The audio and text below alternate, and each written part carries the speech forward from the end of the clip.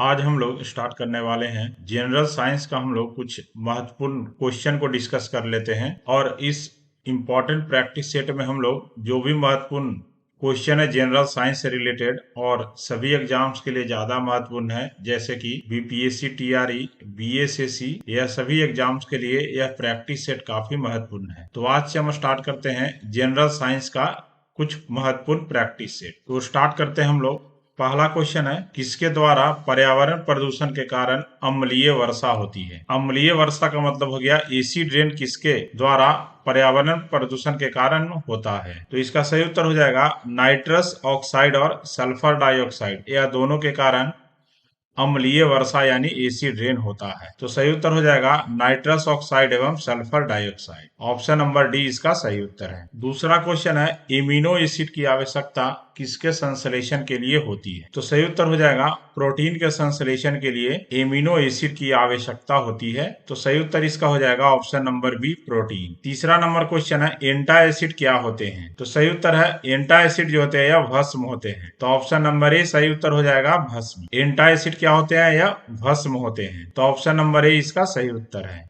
अगला है चौथा नंबर जो क्वेश्चन है, प्याजों के छिलके उतारने पर आंसू आते हैं क्योंकि प्याज क्या निष्कासित करते हैं? तो सही उत्तर इसका हो जाएगा सल्फेनिक अम्ल। सल्फेनिक एसिड जो है प्याज से निकलता है, जिसके कारण अगर आप प्याज को छीलते हैं तो उससे क्या आंखों में आंसू आते हैं। तो सही उत्तर हो जाएगा इसका सल्फेनिक अम्ल। अगला पांचवा नंबर जो क्वेश्चन है, प्रबल अम्लों को रखने के लिए किसके बने कंटेनर का उपयोग किया जाता है? तो सही उत्तर हो जाएगा लीड। लीड का जो है कंटेनर का उपयोग हम लोग करते हैं। जो भी प्रबल अम्ल यानी कि जो स्ट्रॉन्ग एसिड होते हैं, इसको स्टोर करने के लिए हम लोग लीड का कंटेनर का उपयोग करते हैं, क्योंकि इससे यह रिएक्ट नहीं करता है। और जितने भी अगर हम कंटेनर बनाएंगे तो उससे यह रिएक्ट कर जाएगा जो स्ट्रॉन्ग एसिड यानी प्रबल अम्ल होगा। अगला छठा नंबर क्वेश्चन है, जलीय विलयन की अम्लता के परीक्षण के लिए कौन सा उपकरण प्रयुक्त किया जाता है? तो सही उत्तर है पीएच मीटर। पीएच मीटर का हम लोग उपयोग करते हैं जलीय विलयन की अम्लता के परीक्षण के लिए। हम लोग क्या पीएच से निकालते हैं, पीएच मीटर से।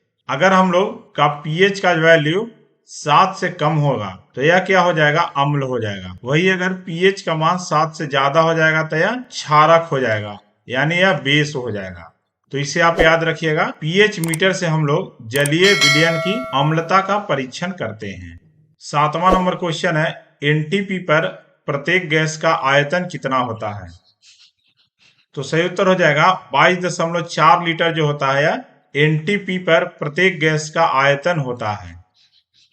जहां एनटीपी जो होता है इसका फुल फॉर्म होता है normal temperature and pressure. Normal temperature and pressure. तो एनटीपी पर प्रत्येक गैस का जो आयतन यानी वॉल्यूम होता है 22.4 लीटर होता है। अगला है आठवां नंबर क्वेश्चन है, एक मोल लगभग कितने के बराबर होता है? तो सही उत्तर है एक मोल जो होता है वह 6 गुना 10⁻23 इसके बराबर होता है एक मोल। यानी हम लोग लिख सकते हैं एक मोल बराबर होता है 6 इंटू 10⁻23। ऑप्शन ए इसका सही उत्तर है। अगला है नौवां नंबर जो क्वेश्चन है, यौगिक के तत्वों के परमाणुओं की वास्तविक संख्या को व्यक्त करने वाला सूत्र क्या कहलाता है? तो इसे हम लोग कहते हैं अणु सूत्र। यानी यौगिक के तत्वों के परमाणुओं की वास्तविक संख्या को व्यक्त करने वाला सूत्र होता है अणु सूत्र। तो ऑप्शन नंबर बी सही उत्तर हो जाएगा। अगला 10वां नंबर है, कैलोमल का रासायनिक सूत्र है। तो कैलोमल का जो रासायनिक सूत्र यह है Hg2Cl2। Hg2Cl2 जो है यह कैलोमल का यह रासायनिक सूत्र है। तो ऑप्शन नंबर डी इसका सही उत्तर है। अगला है नौसादर का सूत्र क्या है? तो सही उत्तर हो जाएगा इसका NH4Cl। नौसादर का सूत्र हो जाएगा NH4Cl। यह Na2CO3 है, यह NH4NO3। तो नौसादर को हम लोग कहते हैं NH4Cl। ऑप्शन नंबर डी इसका सही उत्तर हो जाएगा। अगला है 12 नंबर जो क्वेश्चन है, विनेगर का सूत्र क्या है? तो विनेगर हम लोग कहते हैं CH3COOH, या इसको हम एक अलग भी बता सकते हैं C2H4O2। यह भी है विनेगर का सूत्र है।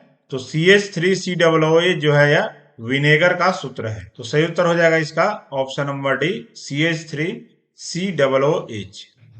अगला है तांबा का लैटिन नाम क्या है? तो तांबा का जो लैटिन नाम है यह है क्यूप्रम। इसलिए हम इसका फॉर्मूला स्टार्ट होता है Cu कॉपर। तांबा को हम लोग कॉपर कहते हैं, तो इसका लैटिन नाम है क्यूप्रम, इसलिए इसका फॉर्मूला होता है Cu। अगला है CaOCl2, इसका सामान्य नाम क्या है? तो इसे हम लोग कहते हैं ब्लीचिंग पाउडर। CaOCl2 को हम लोग क्या कहते हैं? Bleaching powder. इसका सामान्य नाम है ब्लीचिंग पाउडर। तो सही उत्तर है इसका ऑप्शन नंबर सी। अगला 15 नंबर क्वेश्चन है, हेवर विधि द्वारा अमोनिया का बनना एक अभिक्रिया है, तो यह कौन सी अभिक्रिया है? संश्लेषण। ऑप्शन नंबर डी सही उत्तर हो जाएगा इसका। संश्लेषण अभिक्रिया है। हेवर विधि द्वारा अमोनिया का बनना एक संश्लेषण अभिक्रिया है, तो ऑप्शन नंबर डी सही उत्तर हो जाएगा। अगला है, ओजोन अणुओं का ऑक्सीजन अणुओं में परिवर्तित होना किस प्रकार की यह अभिक्रिया है? तो इसे हम लोग कहते हैं विस्थापन प्रक्रिया, यानी कि ओजोन जो है यह कन्वर्ट होता है ऑक्सीजन में प्लस O। इसको हम लोग क्या कहते हैं? विस्थापन अभिक्रिया कहते हैं, तो सही उत्तर हो जाएगा इसका ऑप्शन नंबर ए, विस्थापन अभिक्रिया। अगला है, लोहे का चूर्ण है और बालू है, यह दोनों का मिश्रण जो है इसको कैसे अलग कर सकते हैं? तो इसे हम लोग करते हैं, लोहा जो होता है यह चुंबक से अलग हो सकता है लोहा को, और बालू जो होता है वह मैग्नेटिक नहीं होता है, तो दोनों को अलग करने के लिए हम लोग चुंबक का उपयोग करेंगे। यानी अगर दोनों लोहे का चूर्ण है और बालू है, अगर यह मैग्नेट के नजदीक आता है, तो इस केस में क्या होगा कि लोहा का जो चूर्ण होगा इसमें स्टिक कर जाएगा और बालू जो होगा वह यहीं पर रह जाएगा, तो इसलिए दोनों अलग हो जाएगा इससे। तो ऑप्शन नंबर डी सही हो जाएगा, चुंबकीय पृथक्करण के द्वारा। यह एक विधि है, इसके द्वारा लोहे का चूर्ण और बालू को दोनों को अलग कर सकते हैं। अगला है, पानी में अगर हम लोग नमक मिलाएंगे तो उसके कारण पानी के क्वथनांक और हिमांक क्या हो जाएंगे? तो अगर हम पानी में नमक मिलाते हैं तो पानी का जो क्वथनांक होगा वह बढ़ जाएगा और वहीं हिमांक जो होगा वह घट जाएगा, तो सही उत्तर हो जाएगा इसका ऑप्शन नंबर बी, यानी क्वथनांक जो होगा वह बढ़ जाएगा और हिमांक जो होगा वह घट जाएगा, तो ऑप्शन नंबर बी सही उत्तर होगा। अगला 19वां नंबर है, किण्वन कैसी अभिक्रिया है? तो सही उत्तर हो जाएगा ऊष्माक्षेपी अभिक्रिया है किण्वन। किण्वन जो है वह ऊष्माक्षेपीय अभिक्रिया है, तो ऑप्शन नंबर बी इसका सही उत्तर होगा। अगला है, नौसादर है और रेत है, इन दोनों को किस विधि से पृथक करते हैं यानी अलग करते हैं? तो इसका सही उत्तर हो जाएगा ऊर्ध्वपातन। ऊर्ध्वपातन विधि के द्वारा नौसादर है और रेत है, इसको अलग करते हैं हम लोग ऊर्ध्वपातन विधि के द्वारा। ऑप्शन नंबर सी इसका सही उत्तर है। अगला है 21वां नंबर जो क्वेश्चन है, ऊष्मा शोषी अभिक्रिया में क्या होता है? तो इससे ऊष्मा का अवशोषण होता है। ऊष्मा शोषी अभिक्रिया में ऊष्मा का अवशोषण होता है, तो ऑप्शन नंबर ए इसका सही उत्तर है, ऊष्मा का अवशोषण होता है। अगला है 22वां नंबर क्वेश्चन है, वे रासायनिक अभिक्रियाएं जो दोनों दिशाओं में हो सकती है वह क्या कहलाती है? तो इसे हम लोग कहते हैं उत्क्रमणीय अभिक्रिया। वह रासायनिक अभिक्रिया जो कि दोनों दिशा में हो सकता है उसे कहते हैं हम लोग उत्क्रमणीय अभिक्रिया, तो ऑप्शन नंबर सी इसका सही उत्तर है। अगला है, दहन की क्रिया के लिए क्या आवश्यक शर्त है? तो यह भी है, ज्वलन ताप की प्राप्ति भी होना जरूरी है, तभी दहन की प्रक्रिया होगी, और दहन के पोषक पदार्थ की उपस्थिति भी होनी चाहिए और दहनशील पदार्थ की उपस्थिति भी होनी चाहिए। यह तीनों आवश्यक है दहन की प्रक्रिया के लिए, तो सही उत्तर है उपर्युक्त सभी। ऑप्शन नंबर डी सही उत्तर है इसका। अगला है, श्वसन जो है वह किस प्रकार की दहन क्रिया है? तो यह मंद दहन क्रिया है श्वसन। श्वसन जो है वह एक प्रकार की है मंद दहन क्रिया है, तो ऑप्शन नंबर डी सही उत्तर हो जाएगा मंद दहन। अगला है 25वां नंबर क्वेश्चन है, ताजमहल के पीले होने के लिए निम्न में से कौन जिम्मेदार है? तो सल्फर डाइऑक्साइड जो है यह मुख्य रूप से जिम्मेदार है ताजमहल का जो रंग है यह पीला होने के लिए, और मेनली जो रिस्पॉन्सिबल है एसिड रेन के कारण होता है यह सल्फर डाइऑक्साइड के कारण, तो ऑप्शन नंबर सी इसका सही उत्तर है।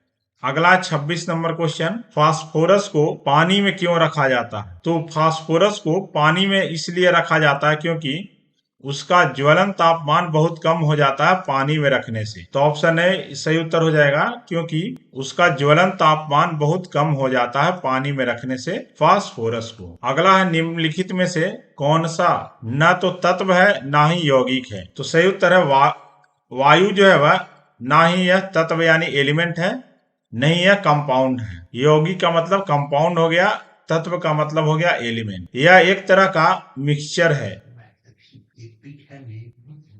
तो वायु जो है वह एक तरह का मिक्सचर है सभी गैसों का, तो ऑप्शन नंबर ए इसका सही उत्तर है वायु। अगला है, 28 नंबर क्वेश्चन है, आधुनिक आवर्त सारणी किस पर आधारित है? तो आधुनिक आवर्त सारणी है आधारित है परमाणु क्रमांक पर। परमाणु क्रमांक यानी एटॉमिक नंबर पर आधारित है आधुनिक आवर्त सारणी। तो सही उत्तर हो जाएगा इसका ऑप्शन नंबर सी। अगला है, तत्वों के गुण उनके परमाणु भार के आवर्तन फलन होते हैं, इस नियम का प्रतिपादक कौन था? तो सही उत्तर इसका है मेंडलीव।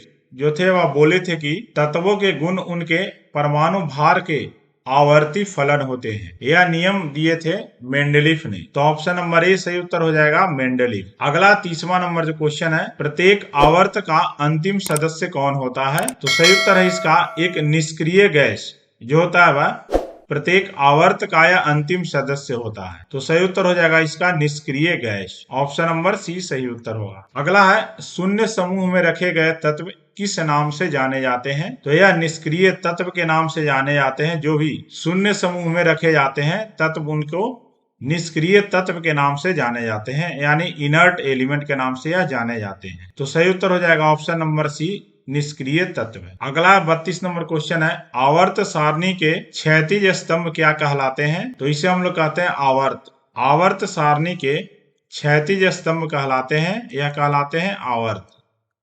तो सही उत्तर हो जाएगा इसका ऑप्शन नंबर सी। तो यह कुछ महत्वपूर्ण जो टॉप 30 क्वेश्चन थे जनरल साइंस का, इसका हम लोग प्रैक्टिस 1 जो है सेट नंबर 1 इसको डिस्कस किए हैं। नेक्स्ट वीडियो में हम सेट नंबर 2 डिस्कस करेंगे। तो वीडियो देखने के लिए धन्यवाद। अगर आपको मेरा वीडियो पसंद आया हो तो इस वीडियो को आप ज्यादा से ज्यादा लाइक कीजिएगा, चैनल को सब्सक्राइब कीजिएगा और इसे आप ज्यादा से ज्यादा शेयर कीजिएगा। तो इसी तरह हम अभी लाते रहेंगे जनरल साइंस का प्रैक्टिस सेट जो है वह। वीडियो देखने के लिए धन्यवाद। जय हिंद, जय भारत।